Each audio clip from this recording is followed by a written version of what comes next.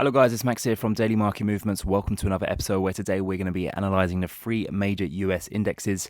Apologies for not posting any videos the last couple of trading sessions. As you can probably tell by the sound of my voice, I'm a little bit under the weather and I was just travelling back from Dubai to the UK. But let's get started with today's video. First of all, anyone who wants to join my Signal team, make sure you visit my website, dailymarketmovements.com. The website link is in the description of today's video. So scroll down, click on the link, and once on my website, if you scroll down here and click subscribe under my monthly subscription, you can join my Signal team for a very small fee of $29. Let's get started here with the S&P 500. No damage in terms of trend. There's been no deterioration whatsoever within this trend, and this is very impressive. Now, if we just quickly look back to the beginning of October, on October 27th, at the beginning of this surge, from the highs, we've rallied 25%. We're up around 25% from those October lows, which is very, very significant.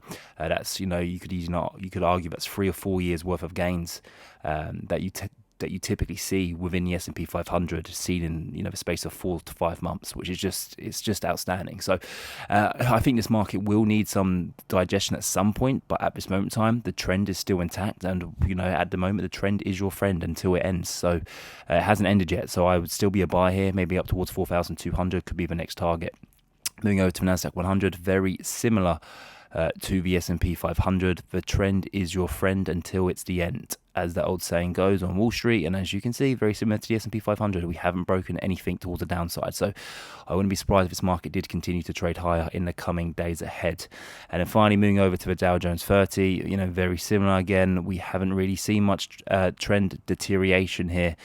Very strong buying during today's trading session, and with that being the case, I think that you can argue that we could potentially go and trade significantly higher in the days to come here for the Dow Jones 30. That's the trend that we currently find ourselves trading in, and there's been no deterioration whatsoever, and we could easily trade up towards it, say maybe even 40,000 in the coming days and weeks ahead. So I would stay long, that's for sure. We have the US dollar that's starting to fall down significantly. That's going to be a tailwind for equities, I've said that, and also we have the 10-year bond yield that's also starting to fall. This is something that I had been pointing out in previous videos, and that's exactly what's playing out here. Also, one other stock I really want you to pay very close attention to is Apple. Apple on the daily RSI has a reading of 22.